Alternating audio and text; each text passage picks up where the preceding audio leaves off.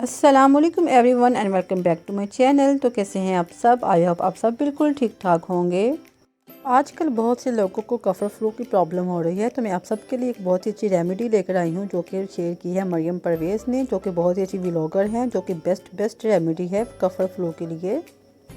तो इसमें बहुत ही सिंपल से इंग्रेडिएंट्स चाहते हैं, जिसमें 1 टीस्पून मेथरे हैं, 1 टीस्पून अलसी के बीज हैं और हाफ़ टी स्पून है कलौंजी।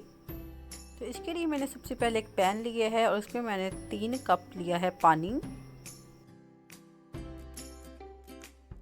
मैं फ्लेम को ऑन कर दूंगी और पानी को पका लूंगी यहाँ तक कि इसमें बबल्स आना शुरू हो जाएं। जैसे ही पानी में इस तरह से बबल्स आना शुरू हो जाएंगे तो मैं इसमें डाल दूंगी ड्राई इंग्रेडिएंट्स। अब मैं इसको मीडियम फ्लेम पे ही पका लूँगी जहाँ तक कि एक अच्छा सा बॉयल आ जाए, उसका कलर भी चेंज हो जाए। तो यहाँ पे आप देख सकते हैं कि कहवा पकना शुरू हो गया है और कलर भी चेंज हो गया है। तो जब एक बॉयल अच्छा सा आ जाएगा तो मैं 3 से 4 मिनट के लिए मज़ीद पका लूँगी, इससे ज़्यादा बिल्कुल भी नहीं पकाना।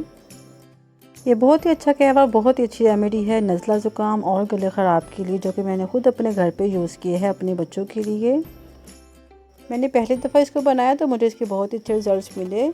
तो मैंने सेकंड टाइम बनाने लगी तो मैंने सोचा मैं इसकी वीडियो भी रिकॉर्ड करूं और आप सबके साथ शेयर भी करती जाऊं।